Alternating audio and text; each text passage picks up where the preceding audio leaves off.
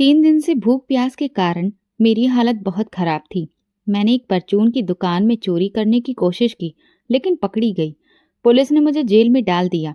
कुछ दिनों बाद डीएसपी साहब मेरे पास आए और बोले, अगर तुम जासूसी का काम करोगी तो तुम्हें रिहाई मिल जाएगी और इसके बदले में तुम्हें पैसे भी मिलेंगे। उनकी बात सुनकर मैंने हामी भर दी। इसके बाद मुझे एक बड़े सियासी नेता के घर नौकरानी की हैसियत से जासूसी के लिए भेजा गया। मैं पूरी कोशिश कर रही थी कि जल्द से जल्द सबूत इकट्ठा कर डीएसपी साहब को सौंप दूं और अपनी रिहाई के बारे में बात करूं, क्योंकि मैं जेल की जिंदगी से परेशान हो चुकी थी और दोबारा वहां नहीं जाना चाहती थी। इसलिए मैंने ये जोखिम उठाने का फैसला लिया। मैं पहले दिन से ही बहुत चौकन्नी थी, क्योंकि मेरी ट्रेनिंग ही कुछ इस अंदाज में हुई थी। अगर मैं पहले वाली आम सी लड़की होती तो शायद डर जाती, लेकिन अब मैं साधारण नहीं रही थी। इसलिए मैं बेखौफ और निडर होकर उस अनजान घर में रह रही थी। घर क्या था, एक बहुत बड़ा महल था, जिसमें इतने सारे कमरे थे कि हर कमरे को रोज देखना भी मुमकिन नहीं था। एक कोने से दूसरे कोने तक पहुंचने में भी अच्छा खासा वक्त लग जाता था। मैं अब तक पूरा घर देख भी नहीं पाई थी। कई ऐसे कोने थे जो मुझसे अब तक छुपे हुए थे। आज भी मैं सुबह से ही इस कोशिश में थी कि किसी तरह उस कमरे में जा सकूं जहां किसी को भी जाने की इजाजत नहीं थी। वहां सिर्फ खास नौकर ही जाते थे और जरूरत की चीजें वहीं से लाकर देते थे। सफाई के लिए भी वहां की अलग नौकरानी थी, जो सिर्फ तय वक्त पर जाती और उसी वक्त वापस लौट आती थी। कहा जाता था कि वहां पर खुफिया कैमरे लगे हैं और बहुत सी कीमती चीजें रखी हुई हैं। एक बार मैंने दूसरे नौकर से पूछा, इस कमरे को हमेशा बंद क्यों रखा जाता है? तब उसने बताया, साहब ने सख्त मना कर रखा है कि उस कमरे में कोई नहीं जाएगा, ना ही उनकी इजाजत के बिना वहां की सफाई होगी। उस कमरे की सफाई के लिए अलग से नौकरानी रखी गई है। ये बात सुनकर मैं ठिठक गई। भला ऐसा क्या खास है उस कमरे में? मैंने उस कमरे की तरफ बड़ी चौकन्नी नजरों से देखा, लेकिन उस नौकर के सामने कुछ भी जाहिर नहीं किया और वहां से चुपचाप चली आई। तभी से मैं इसी कोशिश में थी कि किसी तरह वहां पहुंच सकूं। मैं साहब का भरोसा जीतने की कोशिश कर रही थी। जब भी वे घर पर होते तो मैं उनकी नजरों के सामने रहती। खुद से आगे बढ़कर उन्हें पानी का गिलास देती, उनके लिए जल्दी से चाय बना देती, कई बार बिना कहे ही खाने का पूछ लेती और उनकी ज़रूरतों के बारे में जानने की कोशिश करती। साहब को भी अब ये समझ आ चुका था कि मैं एक अच्छी नौकरानी हूँ जो अपने काम को ईमानदारी से कर रही है। इसीलिए वे अक्सर मुझे अपने कामों के लिए बुलाने लगे थे। निशा, इधर आओ, एक कप गरम गरम चाय ले आओ। और मैं तुरंत उनके आदेश पर हाजिर हो जाती। अब मैं उस घर के बहुत से राजों से वाकिफ हो चुकी थी, लेकिन मैं चौकन्नी बनी रही। रात को जब सर्वेंट क्वार्टर में जाती तो भी जाते जाते अपने आसपास की हर हलचल पर नजर रखती थी, क्योंकि मुझे उस सबूत की तलाश थी जिसके लिए मैं यहाँ भेजी गई थी। मैं जानती थी कि मैं ज्यादा दिन यहाँ नहीं टिक सकती। अगर किसी को मेरी सच्चाई का जरा भी अंदाजा हो जाता तो मेरे साथ कुछ भी बुरा हो सकता था। इसीलिए मैं हमेशा डर के साए में थी, लेकिन काम पूरा करने की जिद भी उतनी ही मजबूत थी। आज भी ऐसा ही एक दिन था, लेकिन आज घर में कुछ अलग सा माहौल था। सुबह से ही अजीब सी चहल पहल फैली हुई थी, क्योंकि आज घर में पार्टी थी। इसके लिए जोर शोर से तैयारियां की जा रही थीं। सब अपने अपने कामों में व्यस्त थे। मुझे भी कुछ काम सौंपे गए थे जिन्हें मैं अंजाम दे रही थी, लेकिन मेरी नज़र हर उस गतिविधि पर टिकी हुई थी जो घर में चल रही थी। मैं देख रही थी कौन कहाँ से आ रहा है, कौन कहाँ जा रहा है। पार्टी का आयोजन लॉन में किया गया था, जिसे बहुत ही खूबसूरती से सजाया जा रहा था। ये दावत साहब के चुनाव में खड़े होने के सिलसिले में रखी गई थी। उन्हें सियासी तौर पर ज्यादा समर्थन चाहिए था और वोट बैंक भी तैयार करना था। इसलिए उन्होंने अपने कई राजनीतिक दोस्तों को इस पार्टी में बुलाया था, ताकि उनका समर्थन हासिल किया जा सके और भविष्य के लिए मजबूत गठजोड़ बनाया जा सके। शाम को जब सब कुछ तैयार हो चुका था, खाने के लिए जो कि बाहर से ऑर्डर किया गया था और केटरिंग वाले तो पहले से ही जा चुके थे, लॉन में बेहतरीन खाने की खुशबू फैलनी शुरू हो गई थी। अंदर बाहर नौकर भाग दौड़ कर रहे थे और खास मेहमानों को खास तरह की चीजें सर्व की जा रही थीं।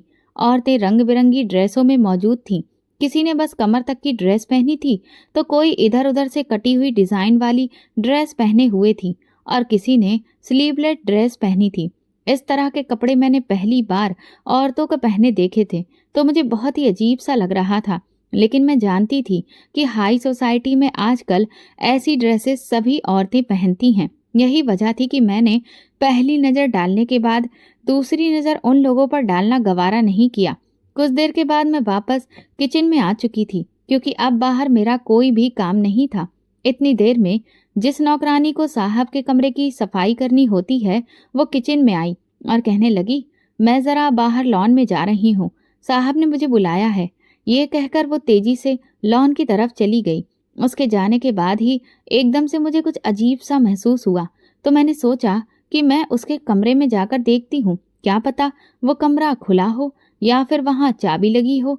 और मेरी किस्मत अच्छी थी कि जल्दबाजी में वो नौकरानी वहां पर चाबी लगी हुई छोड़ गई थी। मैंने भी आओ देखा न ताओ झट से कमरे में घुस गई और दरवाजा बंद कर लिया। कमरा क्या था, एक पूरा आलीशान सुविधाओं से सजा सपनों जैसा घर था जहां पर हर चीज बहुत ही कायदे और सलीके से रखी गई थी और कमरे का इंटीरियर बहुत ही खूबसूरत था। कमरे को देखते हुए मेरी तो आंखें खुली की खुली ही रह गई थी और मैं एक पल के लिए कमरे की खूबसूरती में पूरी तरह से खो गई। वहां पर बहुत सारी अलमारियां भी थीं और कुछ लॉकर्स वगैरह भी लगे हुए थे। मैं अंदर से एक अलमारी की तरफ बढ़ी, उसे खोलकर देखा तो वहां पर साहब के कुछ कागजात वगैरह रखे हुए थे जिन्हें मैं उलट पलट कर देखने लगी। इतनी देर में मुझे कमरे के बाहर कुछ आवाज सुनाई दी। मैं घबरा कर गई और तेजी से अलमारी बंद करके कमरे में मौजूद बेड के नीचे छुप गई। मेरा ख्याल था कि शायद कोई नौकरानी ही आई होगी या फिर ऐसे ही कोई बाहर से गुजर रहा होगा। लेकिन ये देखकर तो मेरे पैरों तले जमीन निकल गई थी कि सामने साहब थे, जसवंत सिंघानिया, देश की सियासत का एक बहुत बड़ा नाम। वो उस वक्त कमरे में मौजूद थे और मैं बेबसी की तस्वीर बने हुए बेड के नीचे छुपी हुई थी। मुझे मौत अपनी आंखों के सामने नाचती हुई दिखाई दे रही थी और ऐसा लग रहा था कि अगर कुछ देर और गुजरी तो शायद मैं डर के मारे ही मर जाऊंगी। साहब कमरे में आ गए और उनके साथ 2-3 लोग और भी थे। वो लोग आपस में कुछ बातें करने लगे, लेकिन उनकी बातें सुनकर तो मैं दंग रह गई थी। मैं सोच भी नहीं सकती थी कि राजनीति में ये सब कुछ भी हो सकता है। सियासी फायदे के लिए इस तरह का काम भी किया जा सकता है। इतनी ही देर में मैं जैसे ही सिर नीचे रखकर खुद को शांत करने की कोशिश में लगी थी कि तभी मेरी नज़र एक चीज पर पड़ी और मैं हैरत और डर के मारे वहीं पर अपना दम साध गई। मेरा नाम निशा है, मेरी उम्र 24 साल है। मैं छोटी सी थी जब मेरे माँ बाप का देहांत हो गया तो मेरे पापा के दोस्त मुझे अपने घर ले आए। मैं अंकल के साथ रहने लगी। मेरे माँ बाप की मैं इकलौती ही बेटी थी। यही वजह थी कि उनके मरने के बाद उनका जो घर था वो मुझे ही मिलना था। मैं तो सिर्फ 5 साल की थी, इसीलिए क्योंकि मैं बालिग नहीं थी तो अंकल ने मेरी जिम्मेदारी अपने सिर पर ले ली थी। मेरे ददिहाल में सिर्फ मेरी एक बुआ ही थी जो अपने घर में अच्छे खासे खाते पीते थे और एक अच्छी फैमिली से ताल्लुक भी रखते थे। लेकिन मेरी बुआ ने मेरी कोई भी जिम्मेदारी लेने से साफ इनकार कर दिया। इसलिए फिर अंकल मुझे अपने घर ले आए थे। लेकिन जब मैं उनके घर आई तो अंकल की पत्नी आंटी ने मुझे देखकर बहुत ही बुरा मुंह बनाया था और कई दिनों तक वो अंकल से लड़ाई झगड़ा भी करती रहीं। उन्हें इसी बात का गुस्सा था कि बिना बात अंकल ने मेरी जिम्मेदारी अपने सिर पर क्यों ले ली और क्यों अपने घर लेकर चले आए। इसी वजह से वो रोज ही अंकल के साथ बहस करती थी और वो मुझे भी कहती थी कि तुम यहाँ से चली जाओ, तुम्हारे अंकल तो बेवकूफ़ हैं जो तुम्हें यहाँ पर लेकर आ गए हैं, तुम्हें तो अपने घर में रहना चाहिए। और मैं आंटी की बात सुनती और खामोश हो जाती। मुझे समझ में ही नहीं आता था कि मैं क्या करूं, कहाँ जाऊं। यही वजह थी कि मैं अब चुपचाप अपने आप में गुम होती चली गई। अंकल को तो कुछ भी समझ में नहीं आया। उन्होंने मेरे घर को किराए पर दे दिया और वहां से अच्छा खासा पैसा किराए की किस्त में आने लगा था। आंटी को हालांकि ये सब कुछ पता था कि वहां से किराया आता है, लेकिन फिर भी वो मुझे किसी भी तरह से पसंद नहीं करती थी। वो बार बार मुझे ताने देती थी क्योंकि मैं अपने हक के लिए आवाज नहीं उठा सकती थी। मैं एक कम उम्र लड़की थी और वैसे भी आंटी की बातें सुन सुनकर मैं बहुत ज्यादा परेशान रहने लगी थी। इसी वजह से मैं अब खोई खोई सी रहती थी। अंकल ने मेरा एडमिशन एक सरकारी स्कूल में करवा दिया था और मैं वहां अपनी आगे की पढ़ाई करने लगी थी। मेरी जिंदगी का सिर्फ वही वक्त सुकून से गुजरा था जब मैं स्कूल जाती थी, और सिर्फ वही पल आरामदायक होते थे जब आंटी घर में सो रही होती थी। वरना तो आंटी के ताने और उनकी बातें मेरी जिंदगी को नर्क बनाए हुए थी। हालांकि मेरे मम्मी पापा ने मुझे एक अच्छे प्राइवेट स्कूल में दाखिला करवाया था, लेकिन अंकल मेरी फीस नहीं दे सकते थे। इसी वजह से उन्होंने मेरा एडमिशन सरकारी स्कूल में करवा दिया और मैं वहीं पढ़ने लगी। दिन इसी तरह गुजरते रहे और मैं धीरे धीरे जवान होती जा रही थी। अंकल का बेटा, जो मुझसे उम्र में 3 साल छोटा था, वो अक्सर आते जाते मुझे तंग करता और मुझ पर बुरी नजर रखता था। ऐसे में मैंने एक दिन अंकल से उसकी शिकायत कर दी। मैंने कहा, अंकल, आदित्य मुझे बहुत परेशान करता है। आते जाते कभी मेरे बाल खींचता है तो कभी मेरा हाथ पकड़ लेता है, जिससे मैं बहुत घबरा जाती हूँ। आप उसे समझाइए कि वो मेरे साथ ऐसी कोई हरकत ना करे। मेरी बात सुनकर अंकल ने आदित्य को उसी वक्त अपने पास बुला लिया और उससे पूछा, लेकिन वो साफ मुकर गया। आंटी ने भी सारी बातें सुनी, फिर उल्टा मुझे ही डांटने लगी और कहने लगी, तू है ही चालाक किस्म की। तू चाहती है कि आदित्य तुझ पर नजर रखे और फिर तू उसे अपनी अदाओं के जाल में फंसाकर इस घर की इकलौती बहू बन जाए। लेकिन मैं ऐसा हरगिज नहीं होने दूंगी। मैं नहीं जानती कि तुझे अब तक कैसे बर्दाश्त किया, लेकिन अब बिल्कुल भी बर्दाश्त नहीं करूंगी। तू अब यहाँ से मेरे घर से दफा हो जा। आंटी ने मुझे धक्के मार मार कर घर से निकाल दिया। हालांकि अंकल ने इस बात को वहीं पर खत्म कर दिया था, लेकिन आंटी ने इसे दिल से लगा लिया था और फिर मुझे अगले ही दिन घर से निकाल दिया। मैं हक्की बक्की गली में खड़ी आंटी को आवाजें देती रही, आंटी, मुझे घर के अंदर बुला लीजिए प्लीज। मेरे साथ ऐसा मत करिए। मैं कहाँ जाऊंगी? मुझे माफ कर दीजिए, एक बार अंदर आने दीजिए। लेकिन आंटी ने मेरी एक भी बात नहीं सुनी और दरवाजा बंद कर दिया। मैंने कई बार वो दरवाजा पीटा, बहुत देर तक खड़ी रोती रही, लेकिन आंटी ने मुझ पर जरा भी रहम नहीं किया और ना ही दरवाजा खोला। मुझे समझ में नहीं आ रहा था कि मैं अब कहाँ जाऊं। स्कूल में मेरी 2 सहेलियां थीं, लेकिन उनसे मेरी कोई खास पहचान या गहरी दोस्ती नहीं थी। अब मैं एक अजीब सी मुसीबत में फंस चुकी थी। मैंने सोचा कि मैं दरवाजे के बाहर ही बैठ जाती हूँ, जब दरवाजा खुलेगा तो अंदर चली जाऊंगी। लेकिन वो शायद मेरी किस्मत का दरवाजा था, जो अब बंद हो चुका था और दोबारा खुलने का नाम नहीं ले रहा था। अंकल तो वैसे ही उन दिनों दूसरे शहर गए हुए थे और उन्हें लौटने में अभी 1 हफ्ता लगने वाला था। मैं कैसे वहां बैठी रहती? ऐसे में हमारे पड़ोसी संगीता आंटी ने मुझ पर रहम किया और मुझे अपने घर ले गईं। वो बहुत ही अच्छी औरत थीं। उन्होंने मुझे सहारा दिया और कहा, जब तक चाहो तुम यहाँ रह सकती हो, मुझे कोई ऐतराज नहीं है। जब तुम्हारी आंटी का गुस्सा ठंडा हो जाएगा तो तुम उनके घर वापस चली जाना। मैं ये सुनकर उनकी बहुत शुक्रगुजार हुई और कहा, आपका बहुत बहुत धन्यवाद आंटी, आपने मेरी बहुत मदद की है। मैं जल्दी ही यहाँ से चली जाऊंगी। जैसे ही मैं उन्हें ये कहकर आश्वस्त करने की कोशिश कर रही थी, वो भी सिर हिलाकर निश्चिंत हो गई। संगीता आंटी के घर में रहते हुए अब मुझे 2 दिन हो चुके थे। वहां रहना मेरे लिए बहुत अजीब और असहज लग रहा था, क्योंकि उनके पति मेरे ऊपर बुरी नजर रखे हुए थे। वो भी आदित्य की तरह ही बार बार मुझे परेशान करते और छेड़ते थे। संगीता आंटी ने तो मुझे अपनी बेटी जैसा अपनाया, लेकिन उनके पति की आंखों में पितृभाव नहीं था, बल्कि सिर्फ गंदगी और दरिंदगी थी। वही गंदी चमक, वही वहशी निगाहें जो आदित्य की आंखों में हुआ करती थी, अब उनकी आंखों में भी दिखाई देने लगी थी। ये देखकर मैं कांप जाती थी। शुरुआत में तो वो मुझसे नजरें चुराते थे, बहाने से मेरे पास आते और मेरी मौजूदगी को जैसे नजरअंदाज करते, मानो मैं कोई वजूद ही नहीं रखती। लेकिन जैसे जैसे दिन बीतते गए, उनका रवैया बदलने लगा। वो मुझसे बेटा कहकर बात करते, लेकिन उनके लहजे में एक अजीब सी गर्मजोशी का जहर था, जो मेरी हड्डियों में उतर जाता था और उस जहर की कड़वाहट से मेरा तन मन लहूलुहान हो जाता था। एक दिन जब संगीता आंटी बाजार गई हुई थी, मैं उस वक्त किचन में काम कर रही थी। तभी वो पीछे से आकर मेरे इतना करीब खड़े हो गए कि मैं बुरी तरह से डर गई और हाथ से छुरी गिर पड़ी। उनकी सांसें मेरी गर्दन से टकरा रही थीं। मेरा सारा वजूद कांप रहा था और मैं सांस रोककर खड़ी थी। उन्होंने धीरे से कहा, काम तो तुम बहुत अच्छा कर लेती हो निशा, लेकिन न जाने क्यों तुम्हारी आंटी ने तुम्हें निकाल दिया। वैसे तुम्हारी आंटी को तुम पर शक नहीं करना चाहिए था, लेकिन उनकी नजरें मेरे चेहरे पर नहीं बल्कि मेरे कपड़ों पर थी, जैसे कि वो नजरों ही नजरों में मुझे नोच रहे हों। मैंने थूक निगलकर खुद को काबू में रखा और कहा, मैं जरा बाहर से होकर आती हूँ, आंटी बस अभी आने वाली ही होंगी। ये कहकर मैं फौरन दरवाजा खोलकर बाहर निकल गई, लेकिन मेरा पूरा शरीर कांप रहा था। आंखों में आंसू थे और दिल में बस एक ही बात, हे भगवान, अब मैं कहाँ जाऊं? अब ये ठिकाना भी मुझसे जल्दी ही छिन जाने वाला है। इस बात का एहसास मुझे शिद्दत से हो रहा था। उस रात मैं सो नहीं सकी। हर लम्हा डर लगने लगा कि कहीं वो फिर से दरवाजा खोलकर अंदर ना आ जाए।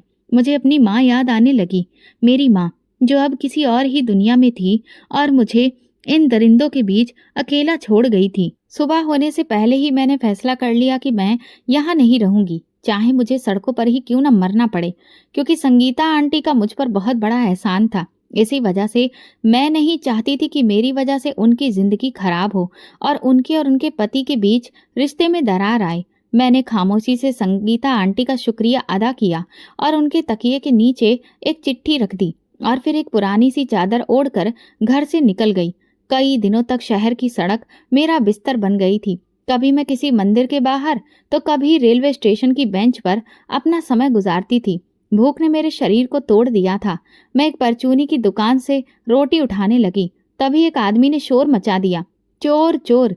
मैंने उसे बहुत समझाया और कहा कि मैं कोई चोर नहीं हूँ, लेकिन वो माना ही नहीं और उसने तुरंत ही पुलिस को बुला लिया। उसने मुझ पर झूठा इल्जाम लगा दिया कि मैं उसकी दुकान के सारे पैसे चुराकर भाग रही थी। मैं बुरी तरह से रोने लगी। किस्मत की इस मार ने मेरे दिल को बहुत दर्द दिया था। पुलिस ने आकर मुझे गिरफ्तार कर लिया। ना तो मेरी बात सुनी गई और ना ही मेरी आंखों के आंसुओं पर भरोसा किया गया और इस तरह मैं बेगुनाह होते हुए भी सलाखों के पीछे चली गई। जेल में मेरा पहला दिन किसी खौफनाक सपने से कम नहीं था।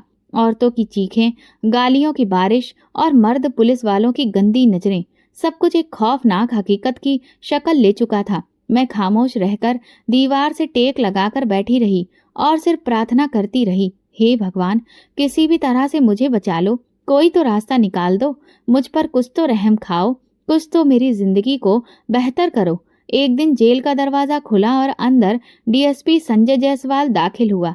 ठीक ठाक उम्र का आदमी, सलीके से बने हुए बाल और चेहरे पर जहरीली मुस्कान। तुम निशा हो? मैंने हाँ में सिर हिलाया। सुनने में आया है कि तुम बहुत समझदार हो। एक काम है, थोड़ा खतरनाक है, लेकिन इसका इनाम भी बहुत बड़ा है। मैंने चौंक कर उनकी तरफ देखने लगी। कैसा काम? वो हंसने लगे। जासूसी का काम है। हमें तुम्हारे जैसे बेसहारा लोग ही चाहिए होते हैं। अगर तुम चाहो तो बाहर आ सकती हो। इसके बदले में तुम्हें पैसे भी मिलेंगे, लेकिन शर्त यह है कि काम पूरा करना होगा। मेरे सामने अब दो रास्ते थे, या तो जेल की सलाखों के पीछे जिंदगी गुजारूं या फिर नई जिंदगी के बदले खतरे को गले लगा लूं। मैंने धीरे से कहा, ठीक है, मैं कर लूंगी, लेकिन बदले में मुझे जेल से रिहाई चाहिए। और फिर इस तरह से हम दोनों के बीच डील हो गई।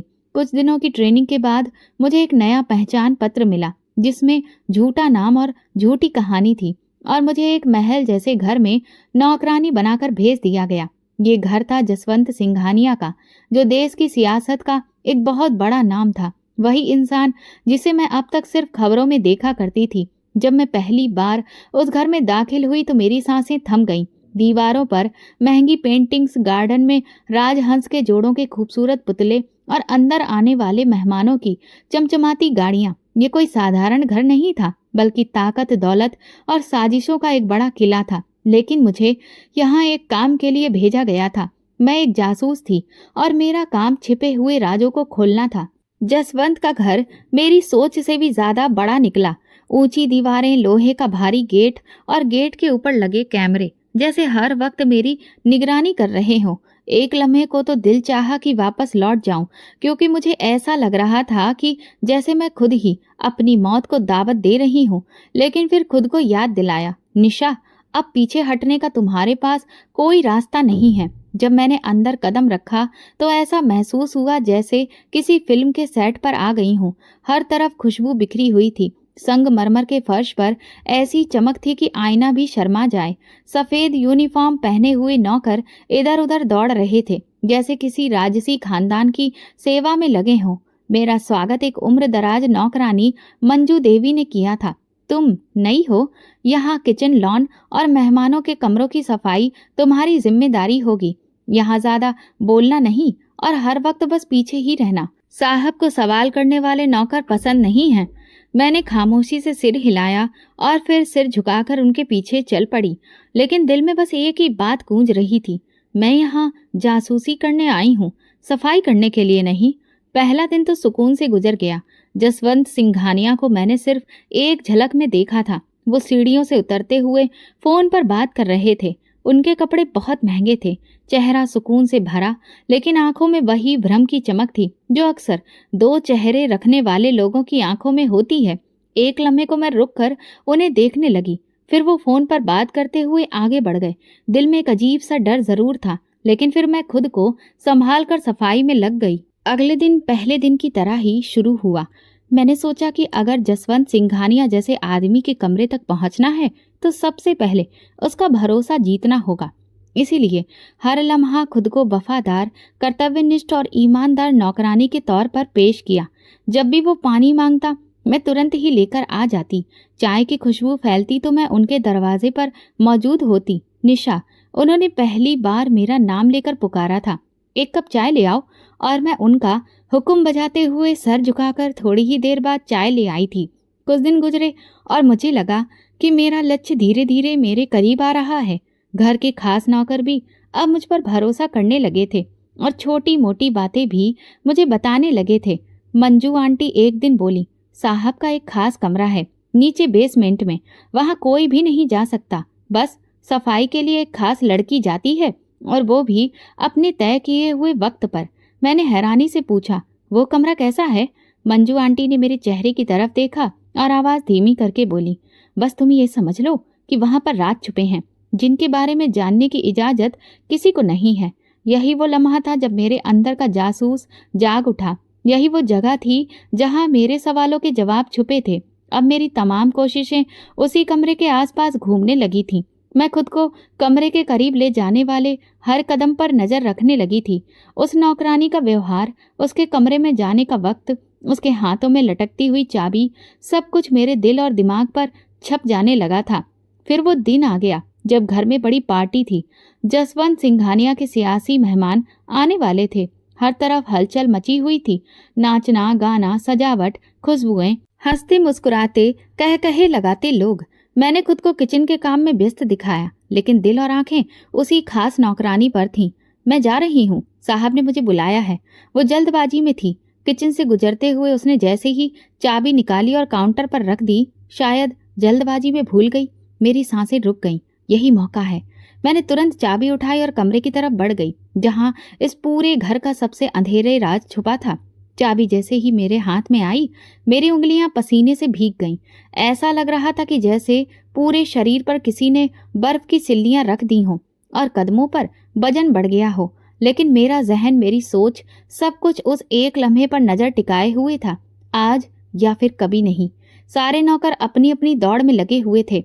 हॉल की रोशनियों, गाना बजाना, हंसी मजाक और लोगों के शोर में कोई मेरी गैर मौजूदगी महसूस नहीं कर सकता था। मैंने जल्दी से वो चाबी अपने दुपट्टे में छुपाई और सीढ़ियां उतरती हुई बेसमेंट की तरफ बढ़ने लगी।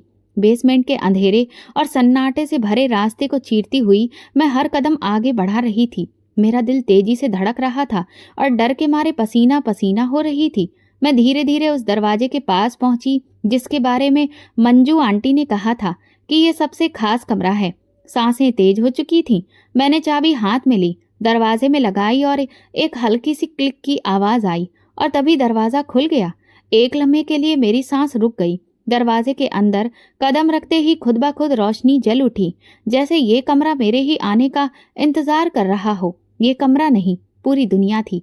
किताबों से लेकर फाइलें, वीडियो स्क्रीन्स, सीसीटीवी फुटेज, बंद अलमारियां और लॉकर्स। दीवारों पर कुछ खास तरह के नक्शे लगे थे, लाल रंग के निशान के साथ जगह जगह मार्क किए गए थे।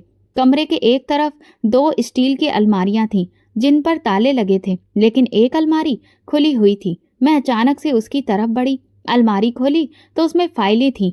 उन फाइलों में तस्वीरें, फ़ोन नंबर, कई जगहों की लोकेशंस और एक नाम सबसे ऊपर माधुरी लिखा हुआ था। साथ में एक जवान लड़की की तस्वीर थी, गुलाबी रंग की ड्रेस में मुस्कुराती हुई। फाइल के अंदर उसके बारे में जानकारी दर्ज थी। उस जानकारी से साफ साबित हो रहा था कि उस लड़की का सौदा किसी दूसरे देश के शेख के हाथों किया जा चुका है। मेरे हाथ कांपने लगे। एक पल को लगा जैसे मैं जमीन पर गिर जाऊंगी। वो लड़की बिल्कुल मेरी छोटी बहन जैसी लग रही थी, मासूम, नाजुक, लाचार। ये क्या था? ये कौन लोग थे?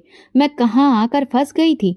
मेरे आंसू तेजी से बहने लगे। उस वक्त मैं बहुत जज्बाती हो गई थी, लेकिन मेरे पास ज्यादा वक्त नहीं था। मैंने उस फाइल के कुछ कागज तुरंत अपने दुपट्टे में छुपाए। तभी मेरी नजर कमरे के दूसरे कोने में पड़ी, जहां एक शीशे का दरवाजा था। उसके पीछे जब मैंने देखा तो मेरे पैरों तले से जमीन खिसक गई। सामने 3 लड़कियां मौजूद थीं, लेकिन ऐसा लग रहा था कि वे जिंदा नहीं हैं। उनका चेहरा खून से सना था, आंखें बंद थीं और चेहरे पर अजीब सी दहशत फैली थी। ये सब देखकर मेरी रूह कांप उठी।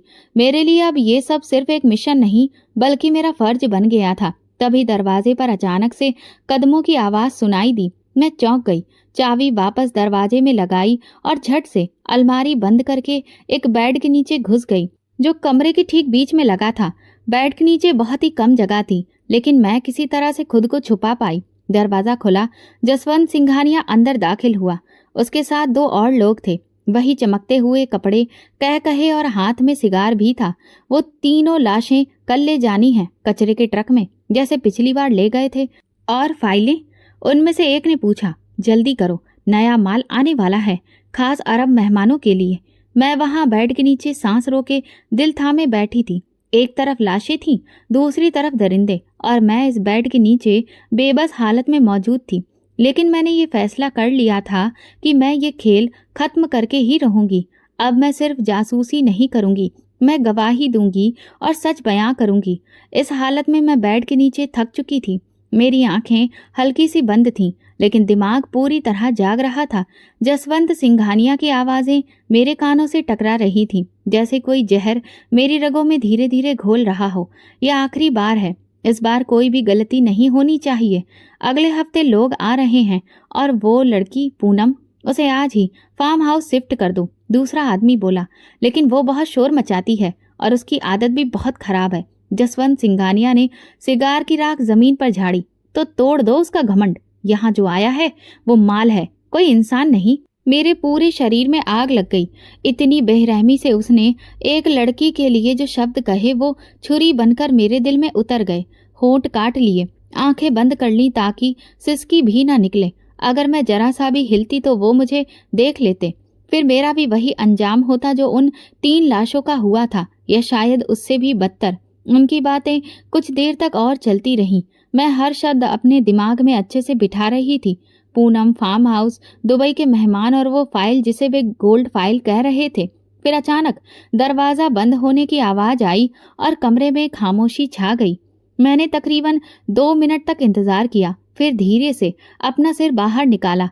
कमरा खाली था। मैं खुद को बेड के नीचे से बाहर निकाल लाई, दुपट्टे से पसीना पोंछा और सबसे पहले अलमारी से वही फाइल निकाली जिसमें पूनम और माधुरी का नाम था।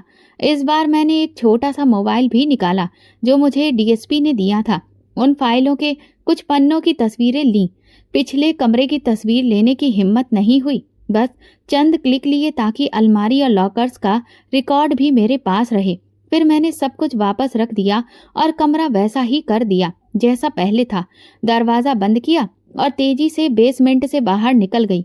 मेरा दिल तेज तेज धड़क रहा था। अगर किसी ने चेहरा भी पढ़ लिया तो मैं पकड़ी जाऊंगी। एक नौकर सामने से गुजरा तो मैंने जल्दी से हाथ में ट्रे पकड़ ली और किचन में चली गई। मंजू आंटी ने मुझे देखा तो तेजी से बोली, किधर थी तू? कब से देख रही हूँ तुझे, लेकिन तू मिल ही नहीं रही थी। चाय बनाई क्या? मैंने कहा, जी अभी लेकर जा रही हूँ साहब के लिए।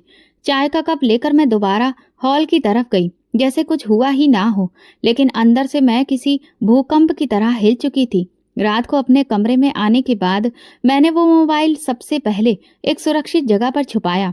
मुझे रात भर नींद नहीं आई। आंखें बंद करती तो लाशें सामने आ जाती।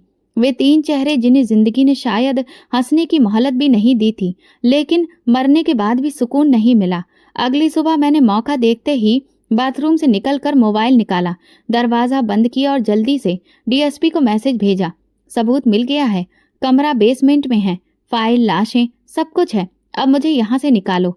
मैसेज भेजने के बाद मैंने मोबाइल वापस छुपा दिया।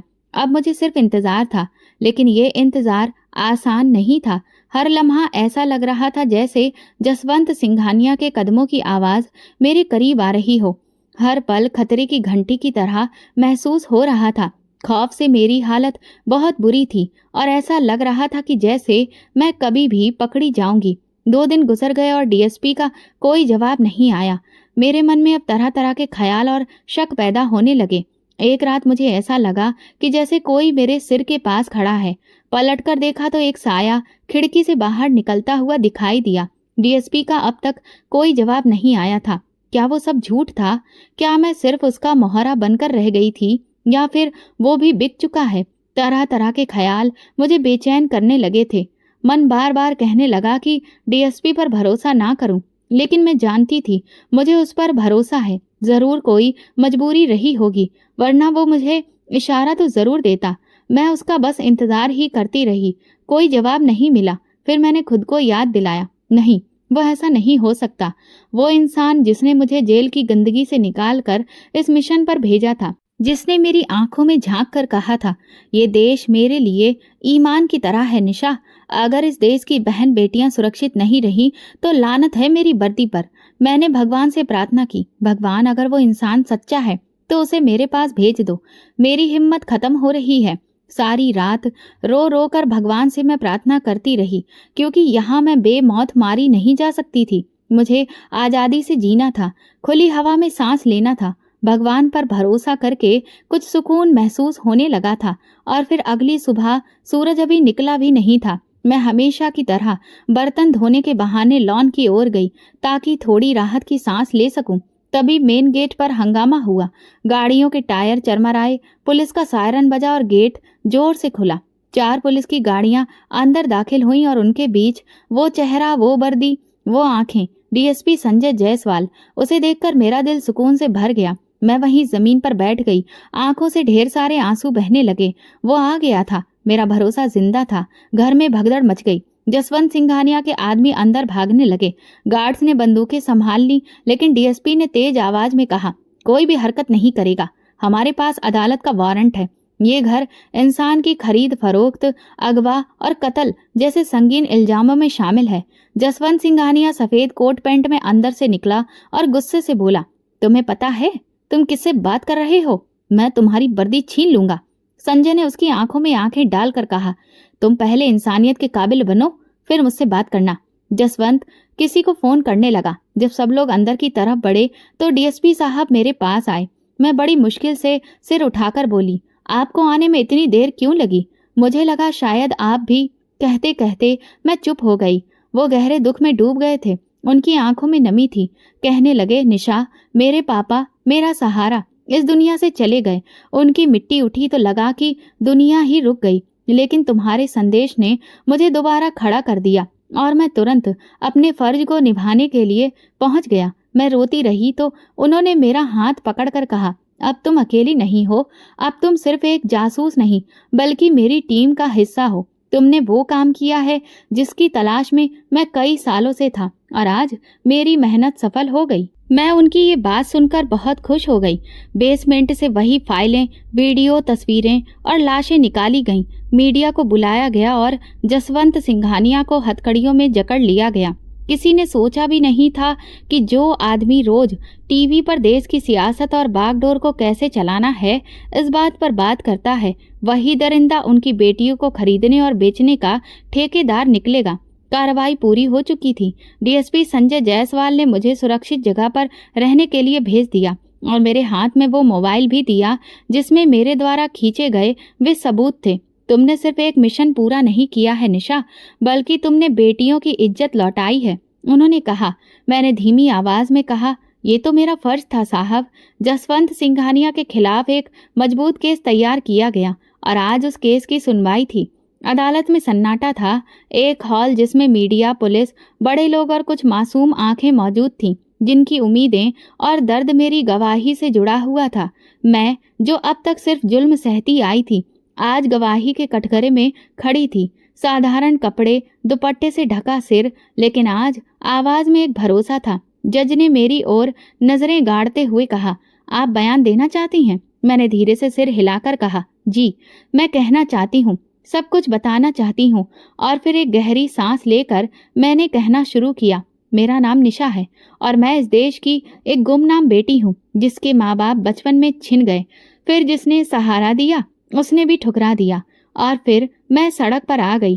पेट की भूख ने मुझे जुर्म की दहलीज तक पहुंचा दिया, लेकिन मुझे जेल से निकालकर एक अफसर ने मुझ पर भरोसा किया और कहा कि अगर तुम सच का साथ दोगी तो शायद तुम्हारी जिंदगी संवर सकती है। और फिर मैंने हाँ कर दी। मैं जसवंत सिंघानिया के घर नौकरानी बनकर गई। मैंने उसका असली चेहरा देखा। उसके हाथों में खून था, मासूम लड़कियों के वजूद की कीमतें थीं, फाइलें थीं और भी बहुत कुछ। मैंने सब कुछ अपनी आंखों से देखा। पहले अच्छी तस्वीरें ली और फिर पुलिस को जानकारी दी। मेरे लिए सिर्फ अपनी आज़ादी ही नहीं, बल्कि उन बेटियों की जिंदगी बचाना भी जरूरी था जो कभी चीख भी ना सकी। अदालत में जैसे सन्नाटा उतर आया। मेरी आवाज में कंपन था, लेकिन मेरी बात फौलाद जैसी थी। मैं आज सिर्फ अपनी नहीं, माधुरी और पूनम और उन सभी की तरफ से गवाही दे रही हूँ जिनकी अर्थी उठी, लेकिन जिन्हें इंसाफ नहीं मिला। मैं मानती हूँ कि मैं एक चोर थी, एक मुजरिम, लेकिन अगर सच के लिए चोरी करना पड़ी, इंसानियत बचाने के लिए झूठ बोलना पड़े, तो मैं हर वो जुर्म कबूल करती हूँ। डीएसपी संजय जायसवाल जो खामोशी से सुन रहे थे, उन्होंने एक फाइल पेश की जिसमें सबूत, तस्वीरें, वीडियो, डीएनए रिपोर्ट, पैसों का ट्रांजैक्शन, हर चीज अदालत के रिकॉर्ड में शामिल हो गई। जसवंत सिंघानिया का वकील हक्का बक्का रह गया। अदालत ने भी फैसला सुनाने में देर नहीं की। अदालत ने मुलजिम जसवंत सिंघानिया को इंसानों की गैर कानूनी खरीद फरोख्त, कम उम्र लड़कियों को अगवा करना, उनका कत्ल करना और अपने पद का नाजायज फायदा उठाने के जुर्म में मौत की सजा सुनाती है। अदालत में मौजूद हर इंसान के चेहरे पर एक सुकून की परछाई फैल गई। मुझे भी आजाद कर दिया गया। कुछ महीने गुजर गए थे। जसवंत सिंघानिया अतीत का एक काला धब्बा बन चुका था। मुझे अदालत ने बेगुनाह करार दिया और सरकार की तरफ से सम्मान और पुरस्कार भी दिया गया। कई सारे एनजीओज ने मुझे महिलाओं की भलाई के लिए काम करने के उपलक्ष्य में पेशकश की, लेकिन मैंने डीएसपी संजय जायसवाल की दी हुई जिंदगी को चुना। उन्होंने सबसे पहले मुझसे कहा कि मुझे अब अपनी पढ़ाई पर ध्यान देना चाहिए, और इसीलिए उन्होंने मेरी पढ़ाई पूरी करवाई। पढ़ाई पूरी होते ही उनके कहने पर ही मैं अफसर के पद की तैयारी में लग गई। दिन रात मेहनत की। उनके बताए रास्ते और हिम्मत देने की वजह से मैंने जी तोड़ मेहनत की, और उस मेहनत का नतीजा ये निकला कि मैं एसपी के पद के लिए चुन ली गई। वो दिन मेरी जिंदगी का सबसे खुशहाल दिन था। डीएसपी साहब को भी मुझ पर गर्व था कि मैंने वो करके दिखाया जिसके बारे में कोई सपने में भी नहीं सोच सकता था। लेकिन इसका पूरा श्रेय डीएसपी साहब को ही जाता है। अगर वो मेरी जिंदगी में नहीं आते तो मैं शायद किसी कचरे के ढेर पर पड़ी होती और तड़प तड़प कर मर चुकी होती। अपने पद को संभालने के बाद और डीएसपी साहब से आशीर्वाद लेने के बाद मैं जनता की भलाई के काम के लिए जोर शोर से लग गई थी। एक दिन शाम को जब मैं गाड़ी से अपने घर वापस लौट रही थी तो अचानक रास्ते में एक बूढ़े भिखारी पर मेरी नजर पड़ी। मैंने तुरंत गाड़ी रुकवाई। मुझे वो चेहरा बहुत जाना पहचाना सा लगा। मैं तुरंत गाड़ी से नीचे उतरी और उस भिखारी के पास पहुंची। देखा कि उसके बगल में एक औरत भी लेटी हुई थी जो बहुत ज्यादा कमजोर और बीमार लग रही थी। थोड़ा ज्यादा करीब पहुंचने पर मुझे ये समझ आ गया कि ये कौन है। दरअसल वो मेरे पापा के दोस्त थे, वही अंकल जिन्होंने मुझे मेरे माँ बाप के इस दुनिया से चले जाने के बाद सहारा दिया था, और बगल में उनकी पत्नी लेटी हुई थी। पहले तो उन लोगों ने मुझे पहचाना ही नहीं, लेकिन जब मैंने उन्हें सब कुछ याद दिलाया तो उनकी आंखों में खुशी के आंसू आ गए। उन्हें तो यकीन ही नहीं हो रहा था कि मैं आज इतने बड़े मुकाम पर पहुंच चुकी हूँ।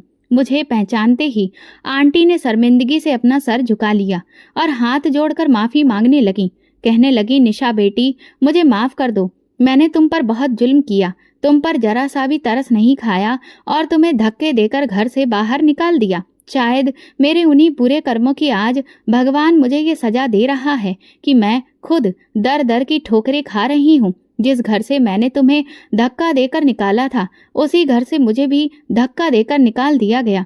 ये कहकर वो फूट फूट कर रोने लगी। कहने लगी, मैं तुमसे माफी की भीख मांगती हूँ, तुम मुझे माफ कर दो। हो सकता है तुम्हारे माफ कर देने पर भगवान हम पर कुछ तरस खा जाए और हमारे दुखों को कम कर दे। मैंने उनके आंसू पोंछे और उनसे कहा, आप ये सब मत कीजिए, बल्कि मुझे ये बताइए कि आज आप इन हालात में कैसे हैं। अंकल ने कहा कि उन्होंने अपने बेटे की धूमधाम से शादी की, लेकिन शादी के बाद बेटा पूरी तरह से बदल गया। वो सिर्फ अपनी पत्नी के कहने में ही चलने लगा और फिर एक दिन उसकी पत्नी के कहने पर ही धोखे से घर अपने नाम भी करवा लिया और हम दोनों बूढ़े बुजुर्गों को घर से धक्का देकर निकाल दिया। हमने उसे बहुत समझाया। अंकल बोले, लेकिन हमारे समझाने का उस पर कोई असर नहीं हुआ, क्योंकि उसकी पत्नी ने उसे हमारे खिलाफ बुरी तरह भर दिया था कि हम लोग सिर्फ उससे फायदा उठाने की कोशिश कर रहे हैं, उससे नौकरों की तरह काम करवाते हैं और उसकी कमाई खा रहे हैं। मैं जब ये सब सुन रही थी तो मुझे बहुत गुस्सा आया। आदित्य बचपन में कैसा था ये तो मैं पहले से ही जानती थी। मैंने आंटी से कहा, मैं जो कहने जा रही हूँ उसे सुनकर शायद आपको बुरा लगे, लेकिन सच्चाई ये है कि हम बच्चों को जैसी परवरिश देते हैं, बच्चे बिल्कुल वैसे ही बनते हैं। बचपन में भी जब मैंने एक दिन अपनी सच्चाई आपके सामने रखी थी तो आपने मुझ पर विश्वास नहीं किया था, और आज आपके साथ भी वही हो रहा है। ये सुनकर आंटी कहने लगी, तुम ठीक कहती हो बेटी, मेरी ही परवरिश का ये नतीजा है कि आज मैं अपने पति के साथ इस सड़क पर इस दशा में बैठी हूँ। मैंने उनका हाथ पकड़कर उठाया और उनसे कहा, लेकिन जो मेरे साथ हुआ था वो मैं आपके साथ नहीं होने दूंगी। वो लोग मुझे हैरत से देखने लगे। मैंने उनसे कहा, आप मेरे साथ चलिए तो सही। फिर मैं उन्हें लेकर कई सालों बाद उसी मोहल्ले में पहुंची जहां से एक दिन मुझे धक्के देकर निकाला गया था। जैसे ही आदित्य ने दरवाजा खोला और मुझे पहचाना तो वो बुरी तरह से दंग रह गया और घबरा गया। मैंने आदित्य को पूरी बात शुरू से बताई और साथ ही साथ कानून का डर भी दिखाया। उससे कहा, अगर तुमने अपने माँ बाप के साथ किसी भी तरह की बदसलूकी की या उनका अधिकार छीना तो कानून तुम्हें कड़ी से कड़ी सजा देगा। ये सुनकर ना सिर्फ वो बल्कि उसकी पत्नी भी डर गई और दोनों अपने माँ बाप के पैरों में गिरकर माफी मांगने लगे। उन्होंने ये वादा भी किया कि अब वो दोबारा ऐसी गलती नहीं दोहराएंगे। मैंने अंकल को अपना मोबाइल नंबर दिया और कहा, अगर कभी भी आपको कोई भी तकलीफ हो तो आप मुझे तुरंत फोन कर लीजिएगा। आदित्य मुझे देखकर बार बार अपनी नजरें झुका रहा था, लेकिन मैंने उससे ज्यादा कुछ नहीं कहा। अंकल आंटी मुझे आशीर्वाद देते नहीं थक रहे थे। उन्हें आज उनका अधिकार दिलाकर मुझे बहुत खुशी मिल रही थी, क्योंकि सर से छत छिन जाने पर कैसा महसूस होता है ये मैं बहुत अच्छे से समझती हूँ। उनके घर से बाहर निकली तो अचानक मेरी नज़र संगीता आंटी के घर पर पड़ी। तभी मुझे अपना वही अनुभव याद आ गया जो संगीता आंटी के पति ने मुझे दिया था। दिल में आज भी वही सिरहन महसूस हो रही थी, लेकिन पता नहीं कैसे अचानक मेरे कदम उनके घर की तरफ मुड़ गए। दिल चाहा कि कम से कम आंटी को तो देख लूं, क्योंकि बुरे वक्त में सिर्फ वही एकमात्र इंसान थी जिनसे मुझे प्यार और अपनापन मिला था। दरवाजा खटखटाया तो संगीता आंटी ही निकली। उनका चेहरा बुरी तरह मुरझाया हुआ था। पहले तो उन्होंने मुझे पहचाना ही नहीं, लेकिन जब मैंने उन्हें अपने बारे में बताया तो उनकी खुशी का ठिकाना नहीं रहा। जब मैं अंदर गई तो मैं दंग रह गई। वो आदमी जो एक दिन मुझ पर गलत नजर रख रहा था, आज लाचार होकर बिस्तर पर पड़ा था। आंटी ने मुझे बताया कि मेरे घर से चले जाने के कुछ ही दिनों के बाद उसे पैरालाइसिस का अटैक पड़ा और तब से लेकर आज तक वो इसी हालत में बिस्तर पर पड़ा है। आंटी मुझसे पूछने लगी कि उस दिन मैं यूं अचानक बिना बताए क्यों चली गई थी। ये सवाल सुनकर मेरा दिल तो चाहा कि मैं उन्हें सब कुछ सच सच बता दूं, लेकिन फिर मैंने उनसे कुछ भी नहीं कहा। जब आंटी मेरे लिए चाय बनाने किचन में गईं तो मैंने एक नज़र उस आदमी पर डाली। मुझे नहीं पता क्या हुआ, लेकिन उसकी आंखों में आंसू आ गए और उसने बड़ी ही हिम्मत और ताकत जुटाकर अपने दोनों हाथों को जोड़ा और इशारे से माफी मांगी। ये देखकर सच कहूं तो मेरे दिल को बहुत सुकून मिला कि देर से ही सही, लेकिन इस आदमी को अपने किए पर आज पछतावा है और उसकी करनी की सजा उसे भगवान ने दे दी है। चाय पीने के बाद मैंने आंटी से फिर मिलने का वादा किया और वहां से निकल गई। सच कहूं तो अब मेरे दिल को पूरी तरह से सुकून मिल गया था और मेरा भगवान पर भरोसा भी और बढ़ गया था। अब मेरी जिंदगी का बस एक ही लक्ष्य है, अपनी ड्यूटी और फर्ज को पूरी ईमानदारी से निभाना और देश की सेवा करना। तो दोस्तों, अगर आपको हमारी कहानी पसंद आई हो तो कमेंट करके ज़रूर बताएं, वीडियो को लाइक करें और ज़्यादा से ज़्यादा शेयर करें। अगर आप चैनल पर नए हैं तो सब्सक्राइब जरूर करें और नोटिफिकेशन बेल दबाएं ताकि अगली अपडेट सबसे पहले आपको मिले। धन्यवाद।